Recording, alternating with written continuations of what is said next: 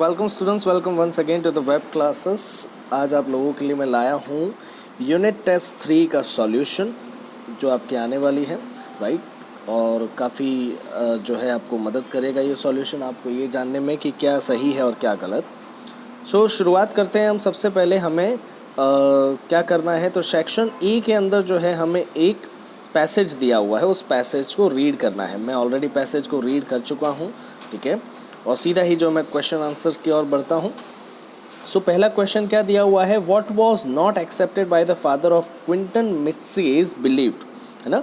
तो जो क्विंटन मिट्सीज जो है उनके जो फादर हैं, है ना, क्विंटन मिट्सीज के बिलीव्ड के फादर, उनको क्या चीज़ एक्सेप्ट नहीं थी, है ना। तो उनको क्या पसंद नहीं था। अगर आप इस पैराग्राफ को पढ़ोगे तो आपको पता चलेगा कि वो जो है क्विंटन मिट्सीज एक कौन था, ब्लैकस्मिथ था, है ना। कौन था, ब्लैकस्मिथ था। और ब्लैकस्मिथ होने की वजह से ही क्विंटन मिट्सीज की जो बिलीव्ड थी, उनके फादर एक ऐसा सन इन लॉ बिल्कुल नहीं चाहेंगे जो ब्लैकस्मिथ हो, और इसी वजह से वो उन्हें एक्सेप्ट नहीं था। तो आंसर क्या हो जाएगा, सी, क्विंटन मिट्सीज बीइंग अ ब्लैकस्मिथ, है ना। आगे बढ़ते हैं। सेकेंड क्वेश्चन क्या दिया हुआ है, the painter had initially thought of the fly to be blank, है ना। तो पेंटर जो है वो इनिशियली उस फ्लाई को क्या समझ लेता है। तो यहाँ पर जो है हम पढ़ेंगे इसे, तो देखो लिखा हुआ है कि क्विंटन जो है क्या करता है, पेंटर के स्टूडियो में जाता है और वहाँ पर क्या बना देता है, एक फ्लाई बना देता है। और ऐसा डेलिकेट रियलिज्म वहाँ पर इस्तेमाल करता है कि जो पेंटर मास्टर जो है वो उसे क्या करते हैं, उसे स्वेट आउट करने की कोशिश करते हैं। स्वेट आउट करना मतलब उसे उड़ाने की कोशिश करते हैं। तो वो उसे उड़ाने की कोशिश कब कर रहे होंगे, जब उन्हें क्या लगा होगा कि वो फ्लाई जो बनी हुई वो कैसी है, रियल है, ना कि आर्टिफिशियल। तो आंसर यहाँ पर क्या हो जाएगा, रियल। अब डेलीगेट रियलिज्म का मतलब क्या होता है, तो देखो ये जो है आप क्वेश्चन आंसर्स जो है वो पढ़ोगे ऑप्शन वाले, तो ही आपको समझ में आ जाएगा। यहाँ पर जो है आपको एलिमिनेशन प्रोसेस जो है वो इस्तेमाल करना है। So an art which makes the thing seem inept, inept मतलब अयोग्य, है ना। तो क्या एक ऐसा आर्ट जो चीज़ों को अयोग्य बनाता हो, ऐसा तो हो नहीं सकता। A real thing which is delicate, real thing है, नहीं, ऐसी बात नहीं हो रही है यहाँ पर। Realism handle not so delicately, ये तो हो नहीं सकता, नेगेटिव है प्रॉपरली। तो आंसर क्या बन सकता है, alluring quality of the art which makes the thing same real, मतलब ऐसी शानदार जो है क्वालिटी आर्ट की कि जो चीज़ों को कैसी बना दे, रियल लगने में, कैसी लगे वो हमें, real. Quinton's attempt to impress the painter later accomplished him with a blank, है ना। तो जैसे ही क्विंटन मिट्सीज जो है वो उसे कहा जा सके इम्प्रेस करने की कोशिश करते हैं, तो वो क्या बनाते हैं, एक फ्लाई बनाते हैं, जिससे वो काफ़ी खुश हो जाते हैं उसके मास्टर, है ना। और बाद में जाकर जो है वो क्या बन जाते हैं, most famous painter of his age, है ना। तो अगर आप ऑप्शन में पढ़ोगे तो आंसर क्या होना चाहिए, a lucrative career in painting. Lucrative मतलब बहुत ही शानदार और लाभदायक करियर जो है उनका बन जाता है पेंटिंग के अंदर। आगे बढ़ते हैं हम। आगे देखेंगे हम, तो हमें जो है एक पोयम का स्टेंजा दिखाई देगा। पोयम का स्टेंजा जो है ये कहाँ से उठाया गया है, अगर आप देखो तो आपको पता चलेगा ये उठाया गया है लेबनम टॉप में से, है ना, जो सेकंड नंबर की पोयम है ना। आप लोग पोयम एक बार पढ़ ले, मैंने जो है उसे पढ़ लिया है, ठीक है। मैं आपको सीधा ही क्वेश्चन आंसर्स की ओर ले जाता हूँ। पहला क्वेश्चन क्या दिया हुआ है इसमें, why does she go to her family. अब वाई डज शी किसके लिए बोला गया है, तो गोल्डफिंच के लिए। तो वो अपनी फैमिली के पास में क्यों जाती है, ताकि वो अपने बेबीज जो है उनको क्या कर सके, खाना खिला सके। दूसरे ऑप्शन भी चेक कर लेते क्या वो सही हो सकते हैं। To show her identity mask, क्या वो आइडेंटिटी मास्क दिखाने के लिए जाती है, नहीं, ऐसा बिल्कुल भी नहीं है। To make cheer up whispering, जो बच्चे जो वहाँ पर रहते हैं क्या उन्हें विस्पर करने के लिए, नहीं। तो चेक द नेस्ट, घोंसला चेक करने के लिए, नहीं, बल्कि कौन, किसके लिए, तो वहाँ पर उसके बेबीज़ हैं उनको खाना खिलाने के लिए। In the absence of goldfinch and laburnum blank, है ना। तो जब गोल्डफिंच वहाँ से चली जाती है तो क्या होता है, तो जैसा कि हम इस पूरे यूनिट को समझ रहे हैं, सॉरी इस पोयम को अगर हम समझेंगे तो हमें पता चलेगा कि जैसे ही लेबनम जो गोल्डफिंच है वो लेबनम छोड़कर चली जाती है, तो वहाँ पर जो है बिल्कुल ही शांति हो जाती है ना। देखो जैसे लास्ट लाइन पढ़ोगे तो उसमें लिखा हुआ भी है, the laburnum subscribes to empty. मतलब क्या हुआ कि लेबेनम जो है कैसा हो जाता है, शांत हो जाता है। तो सही आंसर इसका क्या बनेगा, द लेबेनम बिकम्स साइलेंट, है ना। तो पहले का आंसर हुआ to feed her babies, second का हुआ द लेबेनम बिकम साइलेंस, है ना। और तीसरी लाइन में क्या, तीसरे क्वेश्चन में क्या दिया हुआ है, हमें फिगर ऑफ स्पीच पहचानना है। देखो the whole tree trembles and thrills, इसमें कौन सा फिगर ऑफ स्पीच है, तो अगर आप देखोगे the whole tree trembles and thrills ना, तो पूरा पेड़ जो है वो क्या कर रहा है, कांप रहा है ना। अब कांपना जो है किसकी क्वालिटी है, वो क्वालिटी है इंसानों की। तो जब भी कोई पर्सोनिफाइड क्वालिटी जो है किसी नॉन लिविंग थिंग पर डाल दी जाए तो हम उसे क्या कहते हैं, पर्सोनिफिकेशन, है ना। ओके नेक्स्ट देखते हैं, she launches away towards the infinity, है ना। वो कहाँ चली जाती है, इन्फिनिटी में। तो ये क्या बात बोली गई है, एक हाइपरबोले, एक एग्जेगरेटेड जो है बात यहाँ पर बोली गई है ना। सो आप, आई होप आपको समझ में आया होगा इतना। आगे बढ़ते हैं हम, आगे बढ़ेंगे तो हमें जो है 2 क्वेश्चन दिखाई देंगे, और 9th और 10th नंबर का क्वेश्चन। पहला जो क्वेश्चन उठाया गया 9 नंबर का, वो किस में से है, landscape of the soul unit number 4 में से, जिसमें क्या पूछा गया है, contrast the Chinese view of art with the European view by giving substantial example, है ना। तो हमें जो है चाइनीज़ व्यू और यूरोपियन व्यू जो आर्ट है, इन दोनों में कंपैरिजन करनी है और इनके एग्जाम्पल भी देने हैं। तो फर्स्ट 2 लाइन्स जो मैंने लिखी हुई देखो, the Chinese form of art is based on imagination and shows inner and spiritual approach of the artist. The Chinese view of art is trying to achieve the essence of inner life and spirit, है ना। तो Chinese form of art जो है वो किस पर based होता है, इमेजिनेशन पर, है ना, सोच पर बेस्ड होता है। Shows inner and spiritual approach, जो इनर और स्पिरिचुअल अप्रोच जो रहता है आर्टिस्ट का, आर्टिस्ट मन में क्या सोच रहा है वो जो है यहाँ पर अप्रोच करके ये चाइनीज़ फॉर्म बनाया जाता है किसी भी पेंटिंग के अंदर। The Chinese view of art is trying to achieve the essence of inner life and spirit, है ना। जो इनर लाइफ है हमारी, जो ज़िंदगी है, जो स्पिरिट है हमारी, उसके अंदर हम क्या सोच रहे हैं, क्या मन में हमारे बसा हुआ है, वही जो है बाहर निकालने की कोशिश की जाती है चाइनीज़ आर्ट से। और वुड हाउसी की जो पेंटिंग रहती है वो इसका परफेक्ट एग्जाम्पल है। Whereas the European art form is real and reproduces an actual view of the object from the landscape, जबकि यूरोपियन आर्ट जो है वो क्या करता है, तो यूरोपियन आर्ट के अंदर जो है एक रियल और कहा जा सके एक्चुअल व्यू जो है वो क्या किया जाता है, रिप्रोड्यूस किया जाता है। मतलब किसी आर्टिस्ट ने जो है अगर मान लो किसी चीज़ को किसी एंगल से देखा है अपनी आँखों से, तो वो जिस एंगल से अपनी आँखों से जिस चीज़ को देख रहा है वो उसी चीज़ को उसी तरीके से पेंटिंग के अंदर जो है वो बना देता है, राइट। तो उसे कहा जाता है प्रोड्यूसिंग एन एक्चुअल व्यू, जो जिस नज़रिए से, जिस कहा जा सके एंगल से किसी आर्टिस्ट ने उसको देखा है, वही चीज़ जो है बनाना और उसे जो है रिप्रोड्यूस करना ही क्या होता है, यूरोपियन आर्ट, है ना। इसका कहा जा सके मेन ऑब्जेक्टिव क्या होता है, तो टू क्रिएट इल्यूजनिस्टिक लाइकनेस, मतलब किसी ऐसी कहा जा सके इल्यूजनिस्टिक लाइकनेस को बनाना जो मतलब देखने पर जो है हमें कैसी लगे, बिल्कुल ओरिजिनल लगे। और इसके लिए हमें क्या ज़रूरी होता है, तो पर्सपेक्टिव ज़रूरी होता है। हमें जो है आर्टिस्ट ने जिस नज़रिए से उसको देखा है हमें उसी नज़रिए से देखना पड़ता है। और क्विंटन मिट्सीज जो है उसकी पेंटिंग इसका बहुत ही अच्छा एग्जाम्पल है। नेक्स्ट देखिए 10 नंबर का जो क्वेश्चन दिया वो कौन सा है, describe Nekchand's achievement and contribution in the field of art as mention in the landscape of the soul. तो यहाँ पर अगर आप देखें तो नेकचंद के बारे में समझाया जा रहा है, उनके अचीवमेंट और कंट्रीब्यूशन जो है आर्ट के फील्ड में क्या क्या है वो भी हमें बताना है, राइट। तो सबसे पहले तो हम देखेंगे कि नेकचंद को जो है क्या कहा जाता था, किस क्वालिटी से जो है उनको डिस्क्राइब किया जा रहा है यहाँ पर। तो उन्हें जो है अनट्यूटर्ड जीनियस जो है कहा जाता है, जो क्या बनाते हैं, पैराडाइज मतलब स्वर्ग बनाते हैं। ही वॉज 80-year-old क्रिएटर, 80 साल के थे वो, director who made the world famous rock garden इन चंडीगढ़, और जिन्होंने कहा जा सके दुनिया भर में प्रसिद्ध जो है रॉक गार्डन बनाया था जो चंडीगढ़ में आया हुआ है। ये उनका पहला कंट्रीब्यूशन था। दूसरा क्या था, he used everything from ten to sing or anything which he felt as an art form. One of his famous creation are Woman by the Waterfall। और उन्होंने बहुत सी सारी कहा जा सके वेस्ट चीज़ों का इस्तेमाल किया, जब फिर चाहे वो टिन हो, सिंक हो, कुछ भी हो, ऐसा जो उन्हें लगे कि नहीं आर्ट फॉर्म में इस्तेमाल किया जा सकता है, उनका इस्तेमाल करके उन्होंने बहुत सारी चीज़ें बनाई। उनमें से एक फेमस क्रिएशन उनका क्या है, वुमन बाय द वाटरफॉल।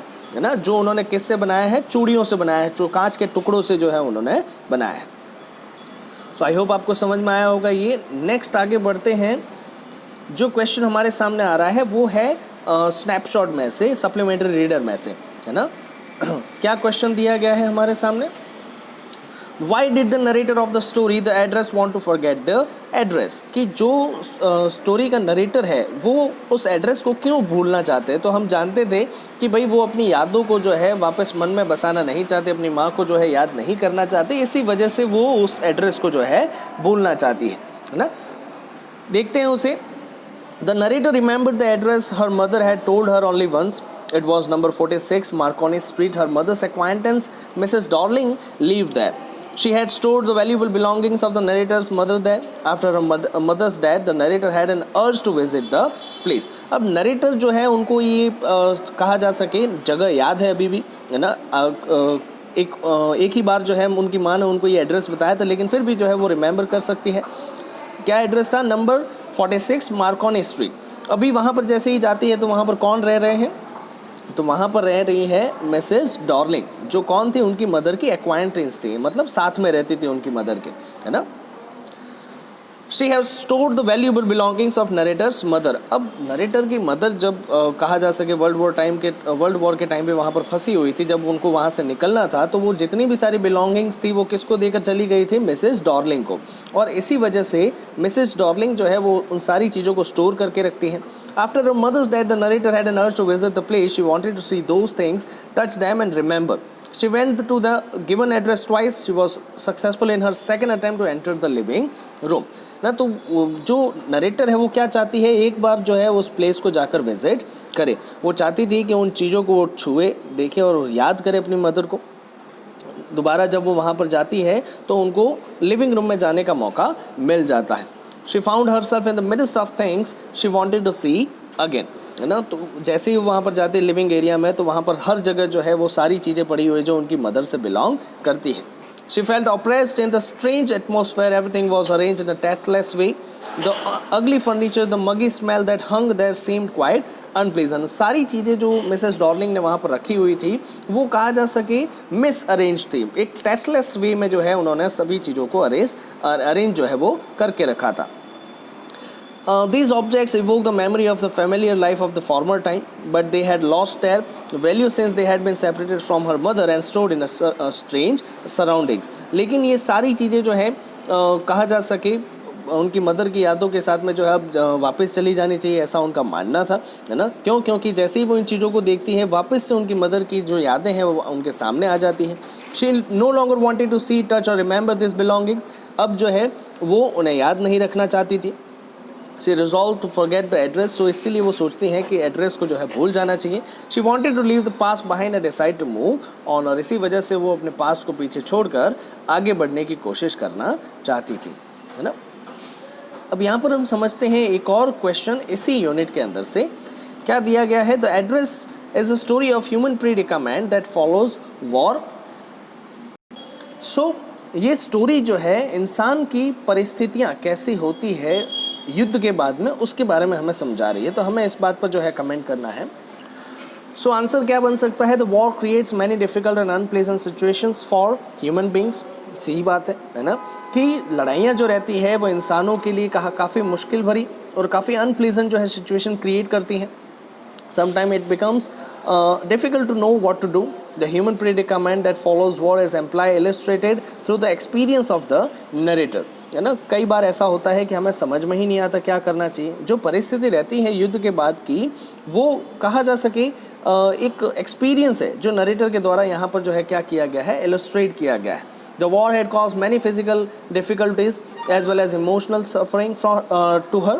है ना, जो लड़ाई थी उसकी वजह से काफ़ी फिजिकल डिफ़िकल्टीज़ भी हुई हैं, जैसे घर चला गया उनका, राइट, मदर जो है उनकी चली गई, और इमोशनल सफरिंग भी है। माँ के खोने के बाद माँ का जो है माँ की जो डेथ हो गई उनकी वजह से जो है उन्हें अकेला जीना पड़ रहा है। She had lost her dear mother. She went to 46 Marconi Street to see her mother's valuable possessions. है ना, उनकी माँ को उन्होंने खो दिया। फिर वो उस एड्रेस पर जाती है ताकि वो उनकी मदर की जितनी भी सारी चीज़ें हैं वैल्यूएबल उनको देख सके, एक बार छू सके। How greedy and callous human beings can become is exemplified by the behaviour of Mrs Darling. और कितना लालची हो जाता है इंसान, ये भी जो है यहाँ पर समझाया गया है। कैसे पता चलता है हमें यहाँ पर, तो मिसेस डॉर्लिंग जो बिहेवियर करती है उसके साथ में, उससे She had stored all the valuable belongings of the narrator's mother, but she refused to recognize that narrator. है ना, जितनी सारी चीज़ें नरेटर की मदर उनको देकर गई थी वो सारी की सारी चीज़ें अभी भी उस घर में पड़ी, लेकिन वो जिससे बिलोंग करती है उसको जो है पहचानने से मिसेस डॉर्लिंग क्या कर देती है, इनकार कर देती है। She did not even let her in, वो उसे घर में भी नहीं आने देती। The presence of her mother's possession in the strange atmosphere pained her. और ये सारी चीज़ों की ये सारी चीज़ें जो मिस अरेंज की गई थी, सही ढंग से रखी नहीं गई थी, उसकी वजह से जो है उन्हें बहुत दुख होता है। Now these valuables had lost all their importance for her as they had been separated from her mother. और अब जो है ये सारी valuables जो है उनकी कहा जा सके importance उनके दिमाग से निकल चुकी है। क्यों? क्योंकि उनकी माँ जो है अब इस दुनिया में नहीं है। सो आई होप समझ में आया होगा आपको ये। नेक्स्ट हम मूव ऑन करते हैं सेक्शन सी की ओर, है ना, जो ग्रामेटिकल पोर्शन है। अगर आप देखेंगे, चलो सबसे पहले क्या है, फिल इन द ब्लैंक्स है। यहाँ पर आपको जो है 5 ऑप्शन भी दिए गए हैं, आप चेक कर सकते हैं और उस हिसाब से आपको जो फील करना है ये आपको जो है बुक के अंदर भी दिखाई दे सकता है। This is also where man finds a fundamental role in that space between heaven and earth. He becomes conduit मतलब होता है pipeline of communication between both the poles of the universe. Both the poles मतलब yin and yang की बात हो रही है। His presence is essential even if it's suggested, है ना, सिर्फ सजेशन के लिए भी हो तो भी जो है इस कहा जा सके जो मिडिल वॉइड है उसका प्रेजेंस जो है बहुत ही ज़रूरी है। किस बात के लिए? तो कम्युनिकेशन बिठाने के लिए। फार फ्रॉम बीइंग लॉस्ट और oppressed by the lofty peaks. Lofty मतलब काफ़ी बड़ी, है ना, ये आपको जो है बुक के अंदर भी मिल सकता है ना। मूव ऑन करते हैं हम डायरेक्टली डू एज डायरेक्टेड की ओर, है ना, जो काफ़ी इंपॉर्टेंट कहा जा सके इसका हिस्सा है। सो पहला क्वेश्चन क्या दिया हुआ है, this concept is expressed as shensui, make it interrogative. याद रखना, जब भी इंटेरोगेटिव बनाने के लिए कहा जाए तो हमें चेक करना है कि सबसे पहले जो सेंटेंस दिया है वो पॉजिटिव है या नेगेटिव है ना। तो अगर मान लीजिए वो पॉजिटिव है तो इंटेरोगेटिव बनाते टाइम हमें उसे क्या करना पड़ेगा, नेगेटिव करना पड़ेगा। सेम वैसा ही किया है, is this concept not expressed as shensui. अब बनाएंगे कैसे, तो यहाँ पर आप देखो हेल्पिंग वर्ब दिया है तो उस हेल्पिंग वर्ब को आप आगे ले जाओ, फिर उसके बाद में सब्जेक्ट का इस्तेमाल करो। नॉट हमें लगाना पड़ेगा, क्यों? क्योंकि ये सेंटेंस पॉजिटिव है। फिर आप एक्सप्रेस एज शेंसुई ऐसे के ऐसे ऑब्जेक्ट के तौर पर, मेन वर्ब और ऑब्जेक्ट के तौर पर रख सकते हैं। लास्ट में क्वेश्चन मार्क लगाना अगर आप भूल गए तो समझ लीजिएगा आपका मार्क जो है वहाँ पर चला जाएगा। Nothing can happen without it, question tag add करना है। नथिंग कैन हैपन, ये याद रखिए कि जब क्वेश्चन टैग की बात की जाए तो हमें चेक करना है सेंटेंस अगर पॉजिटिव है तो हम क्वेश्चन टैग नेगेटिव लगाते हैं, और सेंटेंस अगर नेगेटिव है तो क्वेश्चन टैग कैसा लगाएंगे हम, पॉजिटिव। यहाँ पर सेंटेंस देखो नथिंग लिखा हुआ है मतलब ये नेगेटिव है, तो हम क्वेश्चन टैग कैसा लगाएंगे, पॉजिटिव। हेल्पिंग वर्ब कौन सा दिया है, कैन, तो हमने क्या लगा दिया, पॉजिटिव कैन। और यहाँ पर ऑब्जेक्ट क्या है वो डिस्क्राइब नहीं किया है तो हम क्या लिखेंगे उसकी जगह, इट। क्वेश्चन मार्क लगाना अगर आप भूल जाते हैं तो भूल जाइए, आपको वो मार्क मिलेगा। नेक्स्ट है, Chinese painter does not choose a single view point. Voice change करना है, सिंपल है बहुत ही, है ना। चाइनीज पेंटर ये क्या है हमारे लिए, सब्जेक्ट। डज नॉट जो है वो क्या हो जाएगा, हेल्पिंग वर्ब। चूज जो है वो मेन वर्ब हो जाएगा। अ सिंगल व्यू पॉइंट जो है क्या हो जाएगा, ऑब्जेक्ट, है ना। तो ऑब्जेक्ट को आगे ले जाओ, object a single view point. अब जब कन्वर्ट करेंगे सिंपल प्रेजेंट टेंस का सेंटेंस हो तो हम हेल्पिंग वर्ब चेंज करके क्या लगाते हैं, इज। नेगेटिव के लिए नॉट। मेन वर्ब जो है उसका हम क्या लगाएंगे, थर्ड फॉर्म लगाएंगे, चोजन, और बाय फिर सब्जेक्ट, है ना। नेक्स्ट क्या दिया हुआ है, the painter entered the cave and the entrance close behind him as soon as जो है हमें इसे कन्वर्ट करना है। ये बहुत ही ईजी है, हमें आगे क्या लगाना है, as soon as the painter entered the cave. फिर ये जो एंड है उसे रिमूव करके हम बीच में क्या लगाएंगे, कॉमा लगा देंगे, और लास्ट में फुल स्टॉप। ये काफ़ी ईजी है। सो आई होप आपको समझ में आया होगा। Thank you so much, stay safe, stay home, thank you.